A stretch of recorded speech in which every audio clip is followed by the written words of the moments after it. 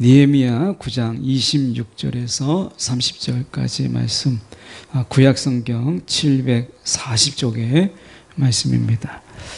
제가 봉독해 올립니다. 26절, 9장 26절에서 30절까지 말씀.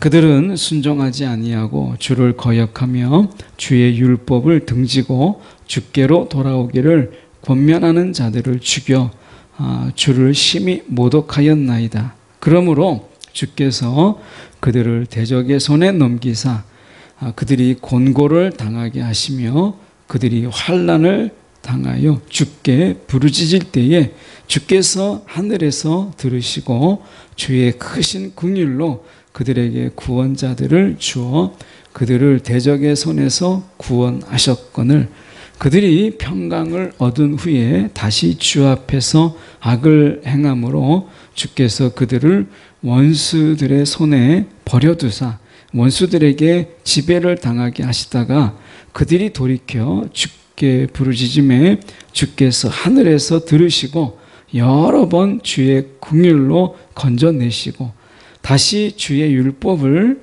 복종하게 하시려고 그들에게 경계하셨으나 그들이 교만하여 사람이 준행하면 그 가운데서 삶을 얻는 주의 계명을 듣지 아니하며 주의 규례를 범하여 고집하는 어깨를 내밀며 목을 굳게 하여 듣지 아니하였나이다. 그러나 주께서 그들을 여러 해 동안 참으시고 또 주의 선지자들을 통하여 주의 영으로 그들을 경계하시되 그들이 듣지 아니하므로 열방 사람들의 손에 넘기시고도. 아멘. 오늘 이 말씀 가지고 들어야 할 때를 잊게 하는 것을 조심하라. 들어야 할 때를 잊게 하는 것을 조심하라 라는 제목으로 함께 말씀을 나누길 원합니다. 오늘 이 본문을 저희가 읽다가 보면 제일 먼저 생각나는 성경이 하나 있어요. 그게 사사기입니다. 이 사사기는 일정한 어떤 패턴을 가지고 있어요. 반복적인 이런 구성으로 되어 있죠.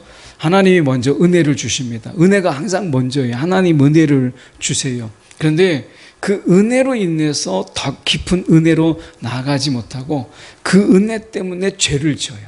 그러니까 은혜 때문이 아니라 은혜로 인해서 그들이 이제 교만해지고 그들의 마음이 긴장하지 못하고 깨어있지 못하고 그러다 보니까 그들이 죄를 짓습니다.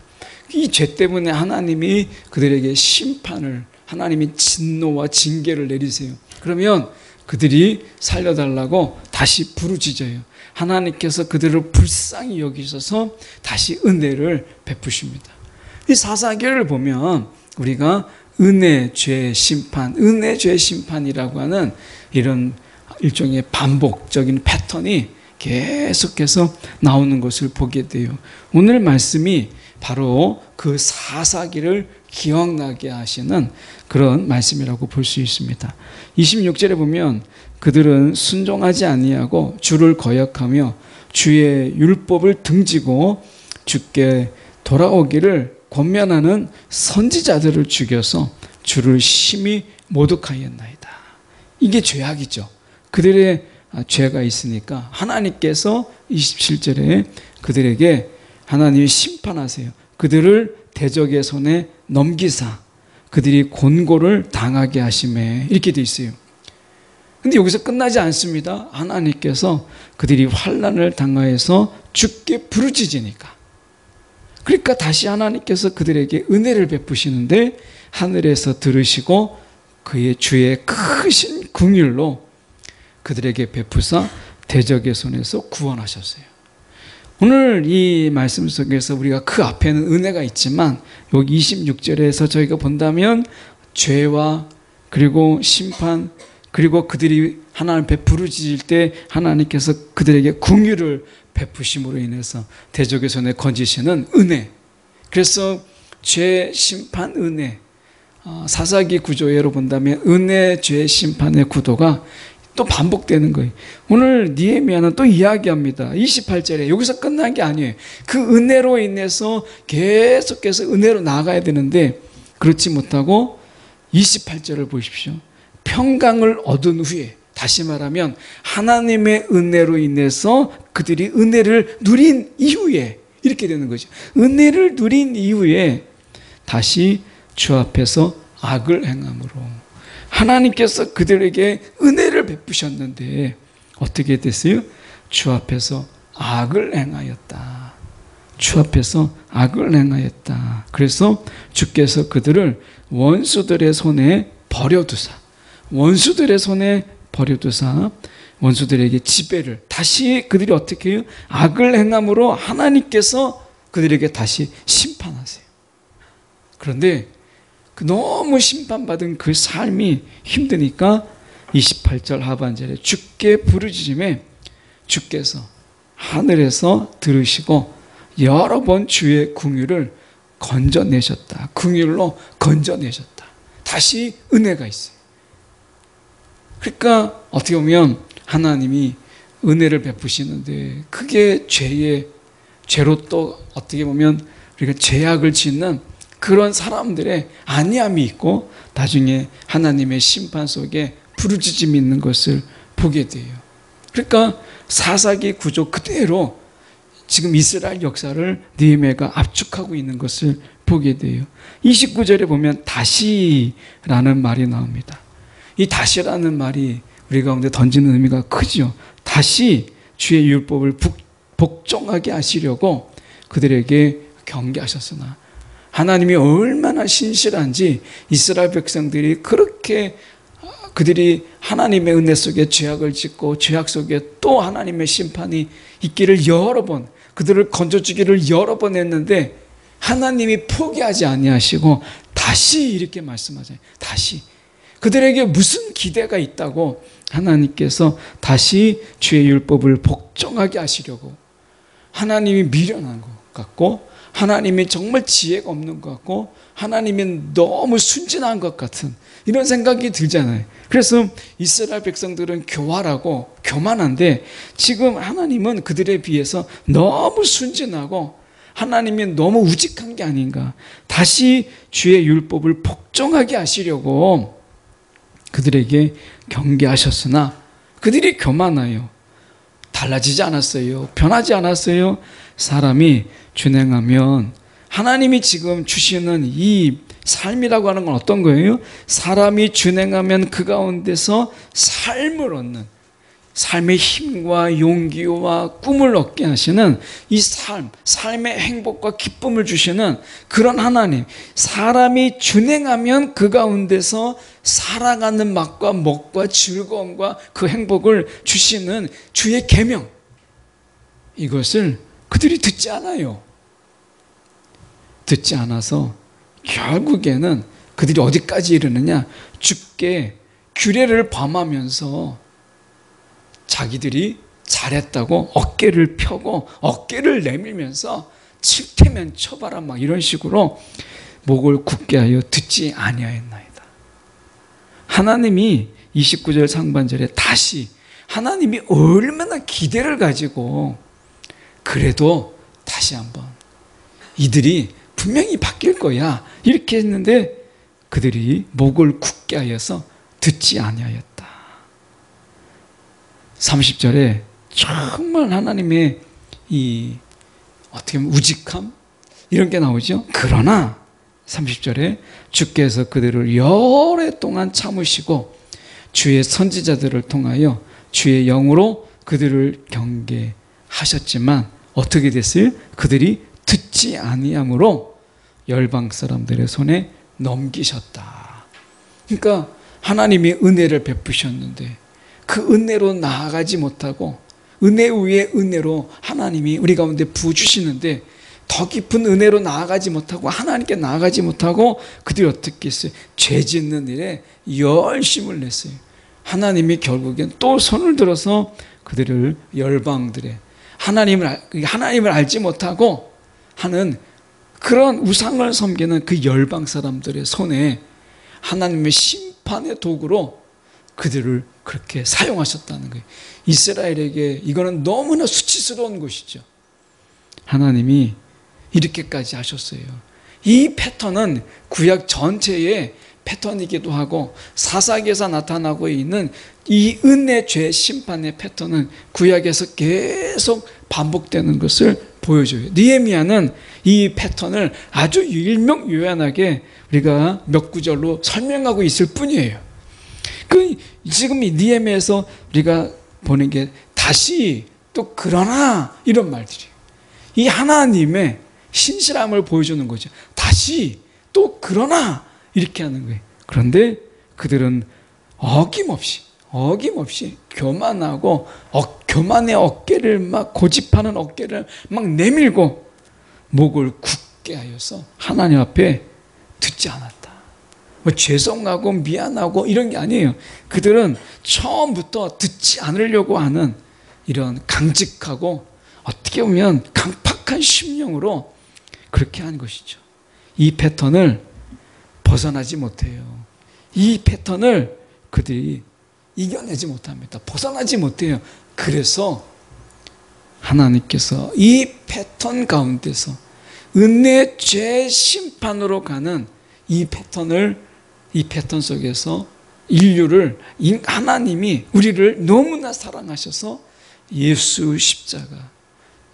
예수님께서 십자가에서 죽으심으로 이 십자가는 이 패턴을 깨는 그러한 십자가예요. 그래서 은혜 죄 심판의 이 패턴을 깨고 하나님께서 이제 은혜에서 죄로 가는 게 아니라 은혜에서 더 깊은 은혜에서 하나님께로 나아갈 수 있도록 자꾸 도돌이 되는 이런 반복이 아니라 하나님이 그 속에서 건지셔서 이제 죄와 싸워 이기고 죄에서 그들을 건지심으로 인해서 은혜로 나아가는, 심판이 아닌 은혜로 나아가도록 우리를 이끄시는 것, 이게 십자가입니다.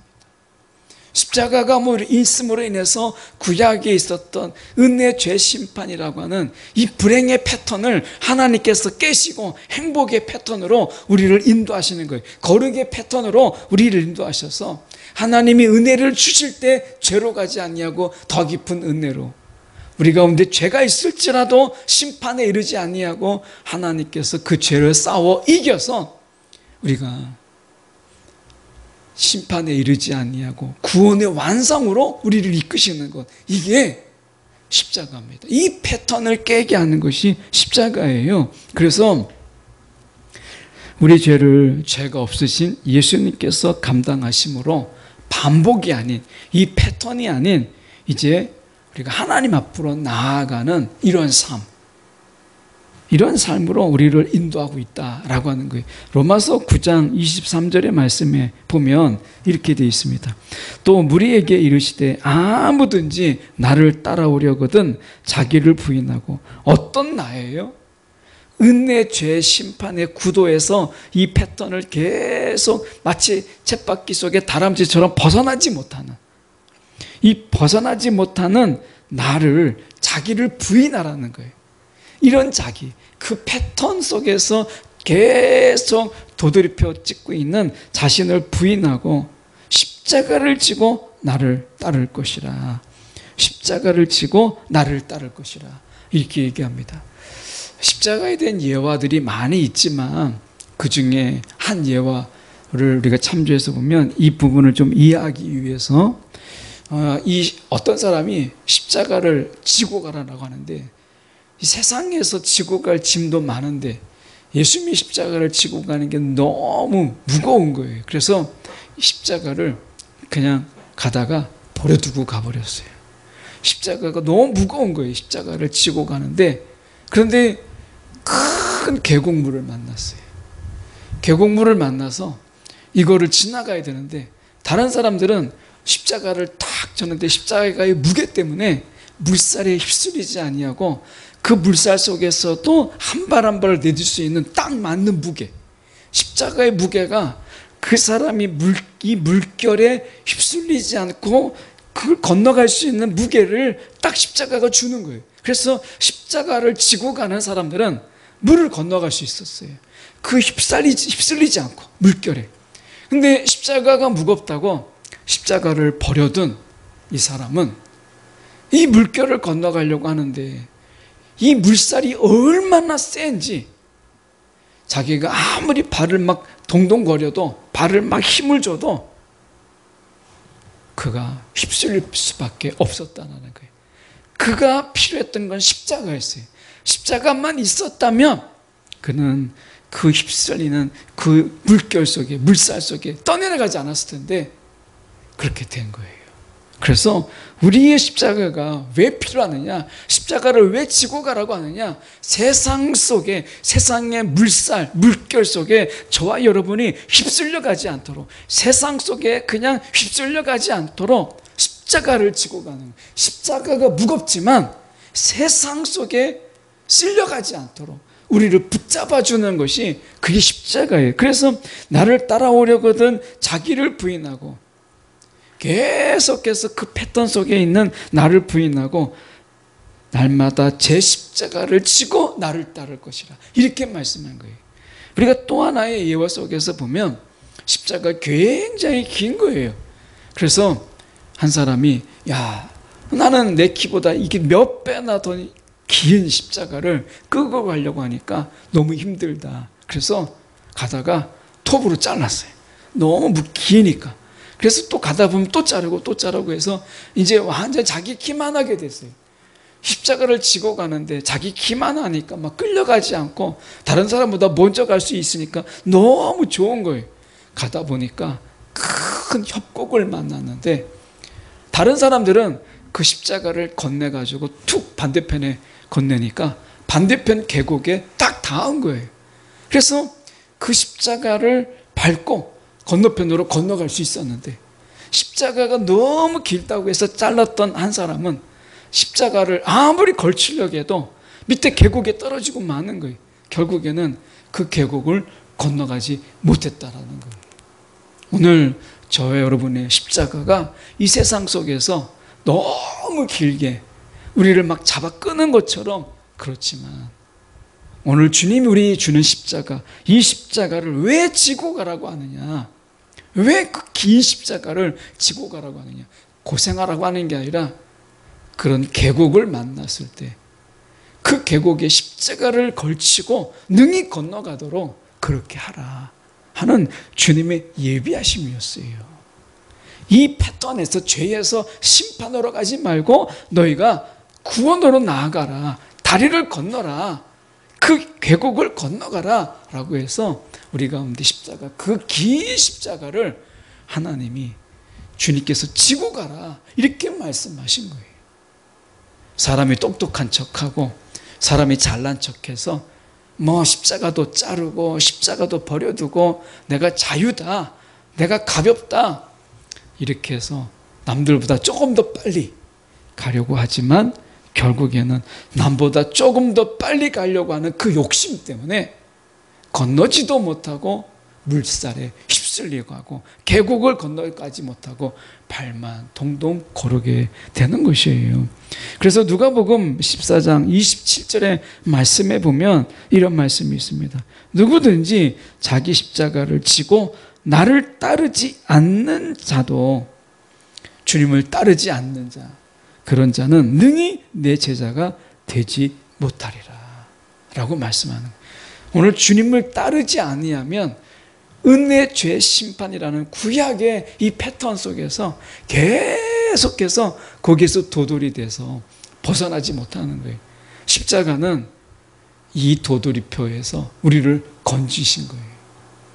오늘 십자가, 여러분 십자가를 지고 나를 따르라 하시는 주님의 말씀처럼 오늘도 우리의 이 시대에 더욱 필요한 것이 십자가예요. 십자가 없이는요 주님을 따를 수가 없어요. 예, 십자가가 없이는 주님을 따를 수가 없어요.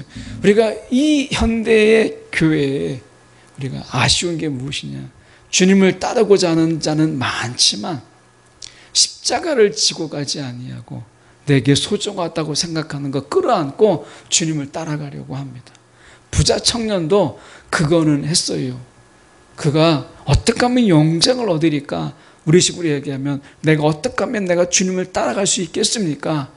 근데 그는 돈을 들고 와서 주님을 따라가고자 했지만 예수님께서 말씀하셨어요. 그것을 가난한 자에게 다 팔아 나눠주고 나를 따르라 라고 말씀하셨어요. 주님을 따르는 데는 십자가가 필요하지 돈이 필요한 게 아니에요. 세상의 명예와 세상의 권력이 아니라는 거예요. 오늘 주님께서 우리 가운데 말씀하세요. 십자가를 지고 나를 따르라. 만약에 십자가가 아닌 그 다른 어떤 것으로 우리가 그것을 가지고 나를 따르는 자는 내 제자가 되지 못하리라 라고 말씀하고 있어요. 오늘 하나님께서 우리가 구약의 그 패턴, 어떻게 보면 그 굴레죠. 그래서 어떻게 보면 은혜, 죄, 심판의 이 굴레 속에서 우리를 건지셔서 은혜가 더 큰 은혜가 되고 죄에서 심판이 아니라 우리 가운데 우리가 주님 앞에 더 구원의 완성으로 나가도록 저와 여러분을 부르셨다. 그래서 계속해서 굴레 속에서 벗어나지 못하는 미로와 같은 인생이 아니라 오늘 주를 향하여서 우리가 뚜벅뚜벅 주님을 우리가 따라가는, 주님이 걸어가셨던 그 길을 가는 그런 자로 우리를 불러주셨다라고 하는 거예요. 여러분, 십자가 지고 가십니까? 아니면 십자가 무겁다고 길다고 버려두고 가십니까? 오늘 십자가가 주님의 예비하심을 기억하십시오. 반드시 십자가를 지고 나를 따르라고 말씀하신 주님의 말씀을 저희가 기억해야 돼요. 어느 시대 우리가 지금 어느 때보다도 십자가를 버려둔 그리스도인들, 십자가를 너무 길다고 잘라버린 그런 그리스도인들이 너무 많아. 내가 필요한 것, 주님이 지라고 하는 게 아니라 내게 필요한 것을 끌어안고 짊어지고 우리가 주님을 따르는 자들이 너무 많아요. 여러분 기억하십시오. 십자가 없이는 주님을 따를 수 없다. 십자가 없이 주님을 따르는 자들을 주님은 내 제자가 되지 못하리라 라고 결론 내고 있음을 기억하는 저와 여러분이 되기를 간절히 소망합니다. 기도하겠습니다.